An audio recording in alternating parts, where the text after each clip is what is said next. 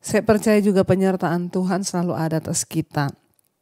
Saudara, semua orang percaya ya tentu merindukan hidupnya itu disertai oleh Tuhan.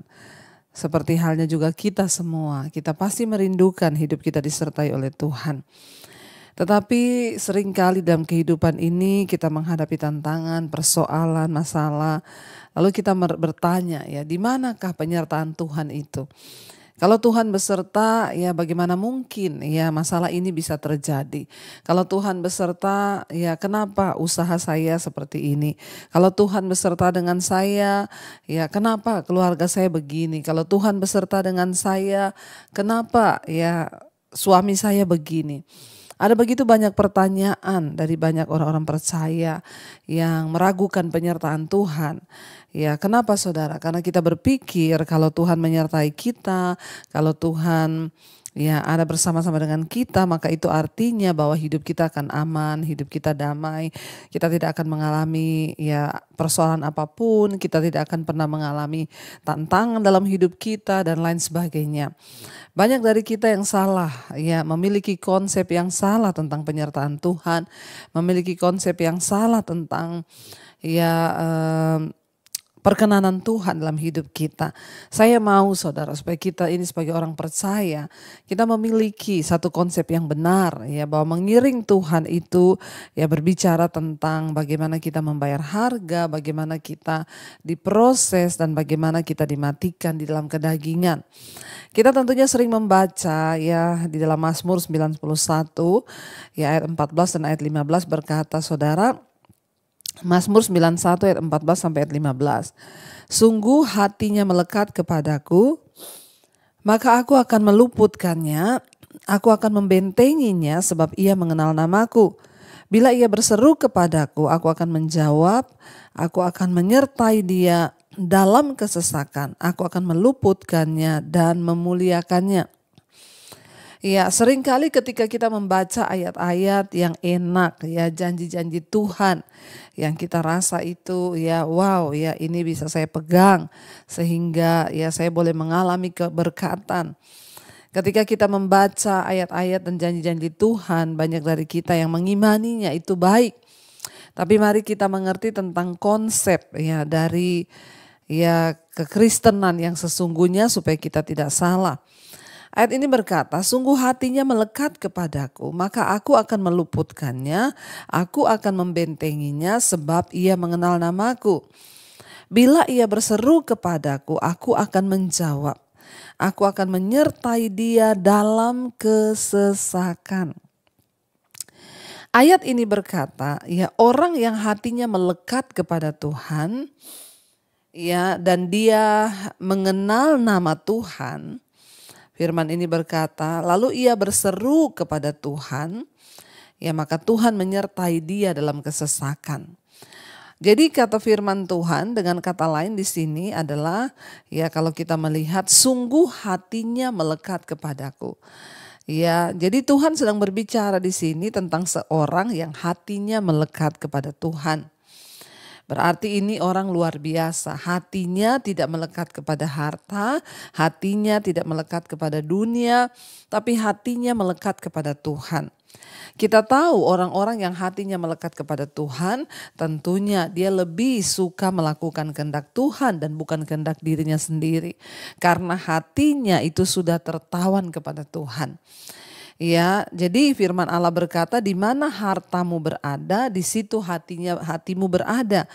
Berarti orang yang hatinya melekat kepada Tuhan itu sama dengan dia menjadikan Tuhan itu sebagai harta satu-satunya yang paling berharga yang dia miliki di dalam hidupnya. Nah, orang seperti ini dikatakan oleh firman Tuhan, ya. Orang-orang yang seperti ini yang hatinya melekat kepadaku dan mengenal namaku. Ya, sebab banyak orang ya percaya kepada Tuhan tapi nggak kenal Tuhan. Ya, dan pengenalan itu berbicara tentang hubungan pribadi. Ya, ada banyak orang ya cuma tahu tapi tidak mengenal. Ayat ini berkata, kalau orang yang hatinya melekat kepada Tuhan, dia mengenal Tuhan. Kita tahu kalau kita mengenal itu berarti ya saya tahu dia tuh nggak seneng kalau saya begini. Ya saya mengenal suami saya dengan baik. Kenapa? Karena orang terdekat saya itu suami saya. Saya tahu kalau dia bersikap begini, oh dia nggak suka. Kalau dia udah mulai gini, oh dia bete. Kalau dia begini, oh dia lapar. Saya tahu kenapa? Karena saya kenal suami saya. Setiap hari saya bersama-sama dengan dia. Nah, dikatakan di sini sesungguh hatinya itu melekat kepada Tuhan dan dia mengenal nama Tuhan. Berarti orang ini seorang yang memiliki hubungan yang cukup dekat dengan Tuhan.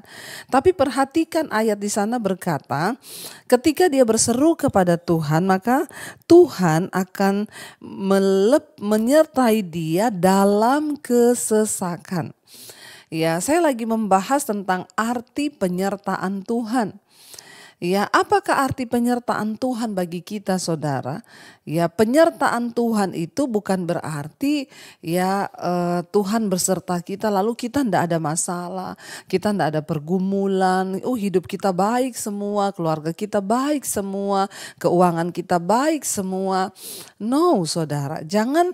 Kenapa banyak orang akhirnya kecewa mengiring Tuhan? Karena mereka berpikir ya Tuhan yang berjanji menyertai mereka itu berarti hidupnya akan baik-baik saja. Kalau kita lihat ayat ini berkata, orang yang mengenal Tuhan, hatinya melekat kepada Tuhan, orang yang sudah menjadikan Tuhan sebagai satu-satunya harta dalam hidupnya, lalu dia berseru kepada Tuhan, maka Tuhan akan menjawab dia. Dan ayat ini berkata, aku akan menyertai dia dalam kesesakan. Ya, saya pengen kita garis bawahi ya, kesesakan. Dengan kata lain, saya mau bilang kepada setiap kita, saudara, orang yang sudah dekat dengan Tuhan pun seringkali akan diizinkan memasuki lembah kekelaman, mengalami yang namanya kesesakan. Ya, tetapi luar biasanya bagi kita yang mengenal Tuhan, hati kita melekat kepada Tuhan, dikatakan di dalam kesesakan itu Tuhan menyertai. Beda dengan orang yang tidak mengenal Tuhan dan tidak ya melekat hatinya kepada Tuhan, sama-sama mengalami kesesakan. Perbedaannya di mana Tuhan menyertai kita.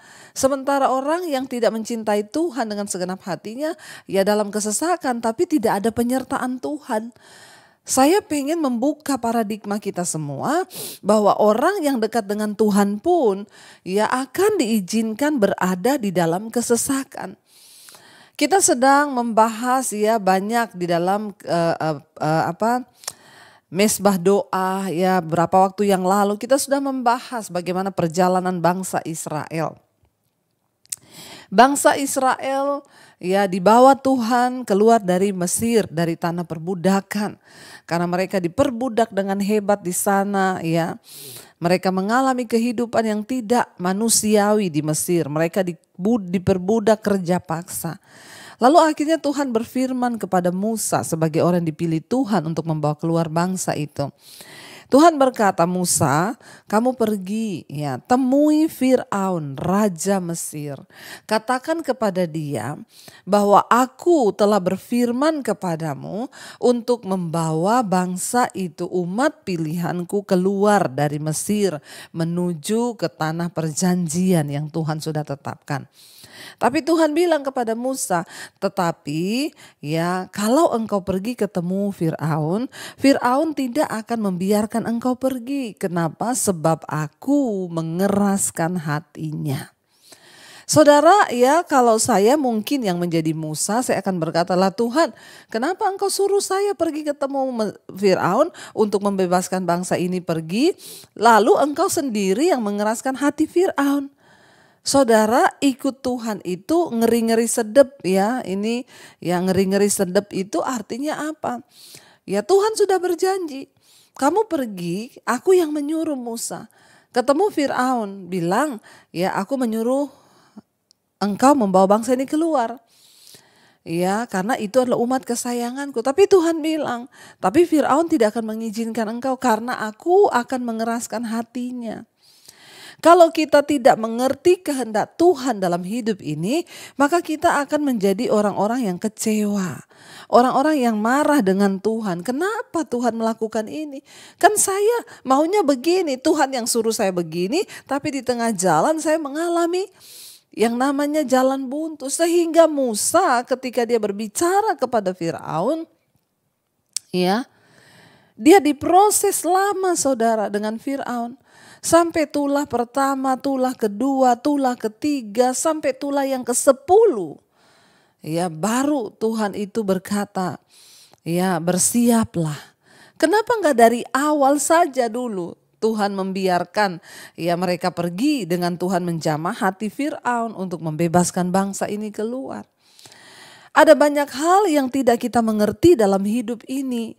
Makanya mengikut Tuhan itu jangan punya konsep yang salah, ubah paradigma kita sehingga kita bisa mengerti bahwa oh yang Tuhan mau itu begini. Jalani saja hidup ini saudara, ya dengan mata yang terus tertuju kepada Tuhan. Jalani setiap proses hidup kita supaya kita bisa melihat perkara-perkara besar. Ya, Tuhan berkata, aku sengaja ya membuat Firaun mengeraskan hatinya supaya aku bisa melakukan perkara-perkara besar di tengah-tengah orang Mesir, supaya engkau orang Israel dan orang Mesir melihat perbuatan-perbuatanku yang ajaib dan mereka percaya sungguh-sungguh kepadaku dan mempercayakan hidupnya kepadaku. Dan buktinya apa saudara? Tuhan sudah melakukan begitu banyak tanda ajaib. Ya, tongkat berubah menjadi ular. Ya, Tuhan sudah membuat tanda-tanda yang ajaib dengan tulah-tulah yang terjadi. Bayangkan ketika anak sulung mati, hanya orang Mesir yang anak sulungnya mati. Bahkan anak ternak yang sulung pun juga mati. Tapi orang Israel milik mereka tidak mati. Harusnya itu membuat mereka melihat bahwa Tuhan itu benar-benar ada sehingga mereka hidup takut akan Tuhan. Tetapi ternyata tidak saudara, semua yang sudah Tuhan izinkan terjadi itu tidak cukup membuat bangsa Israel mempercayai Tuhan dan mempercayakan hidup mereka kepada Tuhan. Ya, apa sih arti penyertaan Tuhan itu? Tuhan mau supaya kita bukan hanya percaya kepada Tuhan, tapi kita mempercayakan hidup kita kepada Tuhan, saudara. Ketika mereka mengalami tantangan di padang gurun, mereka bilang kepada Musa, oh jadi kamu bawa kami ke padang gurun ini untuk mati kelaparan di sini. Musa, mending kami mati di Mesir, kami mati di depan kuali yang banyak daging, banyak roti, daripada kami mati di sini, tapi kami mati kelaparan di padang gurun. Mending kami jadi budak, itu loh saudara. Mengapa Tuhan harus mengizinkan kesulitan dan kesukaran terjadi? Supaya dicuci otak bangsa ini. Karena mereka punya pemahaman itu hanya memikirkan keenakan bagi dagingnya. Berapa banyak hari-hari ini orang Kristen yang berkata mau ikut Tuhan tapi dia hanya hidup menyukakan dagingnya. Kita bahkan gak mampu keluar dari keinginan daging. Kita terus hidup melakukan keinginan daging. Kita hidup dalam percabulan, kenajisan, amarah, kepahitan. Ya, kita masih tenggelam dengan minuman keras, rokok, dengan segala macam dosa kita lakukan. Kenapa? Karena sesungguhnya kita ini tidak ada ubahnya dengan bangsa Israel yang hanya memikirkan kesenangan dagingnya tapi gak mau mengikuti Tuhan dan rencananya. Saudara, jangan biarkan proses Tuhan berlanjut terlalu lama dalam hidup kita. Bangsa Israel harusnya menempuh perjalanan bisa hanya beberapa hari. Tapi mereka akhirnya jadi puluhan tahun, 40 tahun berputar-putar di padang gurun. Kenapa? Karena ternyata semua kesulitan tidak cukup membuat mereka bertobat. Ingat saudara, penyertaan Tuhan dalam hidup kita itu sebenarnya cuma satu. Tuhan mau apa? Supaya kita ini bertobat. Apa arti penyertaan Tuhan dalam hidup kita? Supaya kita ini hidup dalam pertobatan. Itu yang Tuhan mau. Ya, jangan sampai kita ini tidak mengalami pertobatan. Makanya dalam Keluaran pasal 15 ayat yang ke-11 dikatakan di sana, siapakah yang seperti engkau di antara para Allah ya Tuhan? Siapakah seperti engkau, mulia karena kekudusanmu, menakutkan karena perbuatanmu yang masyhur. Engkau ya pembuat keajaiban. Kenapa kata-kata ini keluar dari bangsa Israel? Ya, karena mereka melihat mujizat besar yang Tuhan buat, tapi ternyata itu tidak cukup membuat mereka bertobat. Ya, Keluaran 14 ayat 31 dikatakan di sana, ketika dilihat oleh orang Israel betapa besarnya perbuatan dilakukan Tuhan terhadap orang Mesir, maka takutlah bangsa itu kepada Tuhan dan mereka percaya kepada Tuhan dan kepada Musa hambanya itu. Sebenarnya tujuan Tuhan mengizinkan penderitaan, persoalan supaya kemudian Tuhan membuat mujizat dan akhirnya bangsa itu menjadi percaya. Keluaran 14 ayat 31. Ketika dilihat oleh orang Israel betapa besarnya perbuatan yang dilakukan Tuhan terhadap orang Mesir, maka takutlah bangsa itu kepada Tuhan. Dan mereka percaya kepada Tuhan dan juga kepada Musa sebagai hambanya. Saudara, mari jangan hanya sampai dipercaya kepada Tuhan, tapi milikilah rasa takut akan Tuhan. Sehingga ketika kita mau melakukan dosa, kita takut akan Tuhan. Karena penyertaan Tuhan itu dalam hidup kita. Ya, Tuhan menyertai kita itu supaya apa? Kita diizinkan mengalami kesesakan cuma satu tujuannya, agar kita sungguh-sungguh bertobat. Menyerahkan hidup kita kepada Tuhan. Menyerahkan segala yang kita miliki ini kepada Tuhan. Ya, bukan untuk kita ini ya senang-senang, bukan untuk kita ini tidak mengalami penderitaan, bukan.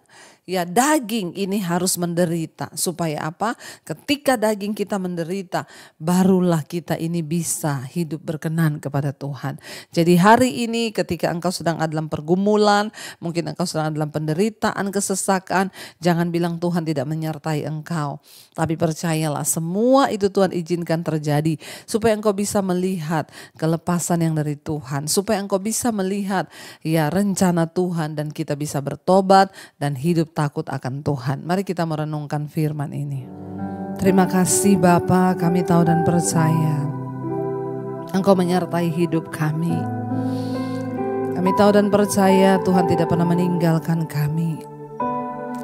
Dan kami juga percaya penyertaan-Mu itu Tuhan sempurna bagi kami. Sekalipun mungkin hari-hari ini kami belum melihat, namun kami tetap percaya bahwa penyertaan Tuhan sempurna di hidup kami. Penyertaan-Mu sempurna, rancangan-Mu penuh damai, aman dan sejahtera walau di tengah badai. Ingin ku selalu bersama, rasakan keindahan, arti kehadiran-Mu. Lebih lagi katakan penyertaan-Mu. Penyertaan-Mu sempurna, rancangan-Mu penuh damai, aman dan sejahtera walau di tengah badai. Ingin ku selalu bersama, rasakan keindahan, arti kehadiran-Mu Tuhan.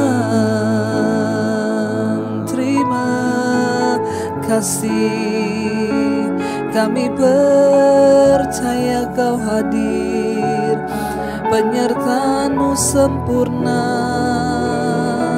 Sekalipun ada persoalan, ada beban di dalam hidup kami, namun Engkau Tuhan yang berjanji bahwa Engkau menyertai kami dalam kesesakan kami. Kami tahu orang yang disertai Tuhan bukan berarti tanpa kesesakan, bukan berarti tanpa persoalan hidupnya, tetapi justru yang membedakan kami adalah kami mengalami kesesakan, tetapi Tuhan beserta kami dalam kesesakan itu. Karena itu Tuhan hari ini berikan kekuatan kepada setiap mereka yang sedang berjuang Tuhan. Biarlah kekuatan yang dari Tuhan melimpah atas setiap anak-anak-Mu, membawa kami terus percaya bahwa Tuhan tidak pernah jahat dan tidak pernah salah atas hidup kami. Mari saudara terus imani bahwa Tuhan tidak pernah meninggalkan, bahwa rencananya itu sempurna, bahwa apa yang Tuhan sedang lakukan atas hidupmu itulah yang terbaik. Jangan salahkan Tuhan, jangan salahkan keadaanmu, tapi tetaplah percaya. Sekali lagi kita katakan pujian ini, angkat tanganmu. Hamba berdoa bagi setiap anak-anakmu yang setia, mencari Engkau, hatinya melekat kepadamu. Kami sangat percaya Engkau yang berjanji menyertai kami dalam kesesakan kami. Berikan kekuatan Tuhan. Apapun yang menjadi persoalan dalam rumah tangga, dalam kesehatan, dalam keuangan. Mungkin ada yang sedang terbaring sakit hari ini, Tuhan jamah dan sertai Tuhan. Berkati Bapa, setiap anak-anak-Mu yang ada di dalam ikatan dosa Engkau lepaskan. Kami juga tidak lupa melepaskan berkat bagi bangsa kami Indonesia. Tuhan pegang kendali atas bangsa ini. Tuhan Engkau yang berjanji menyertai setiap kami dan mendengarkan doa-doa kami. Terima kasih buat ibadah siang hari ini. Mari buka hati dan tanganmu, saudara, terimalah berkat dari Allah Bapa, cinta kasih dari Tuhan Yesus Kristus, penyertaan Allah Roh Kudus menyertai hidupmu mulai hari ini bahkan sampai kali yang kedua. Tuhan Yesus datang menjemput kita, namamu tercatat dalam kitab kehidupan. Dalam nama Tuhan Yesus yang percaya diberkati Tuhan, katakan bersama, amin, amin, amin. Tuhan Yesus memberkati, shalom dan Immanuel.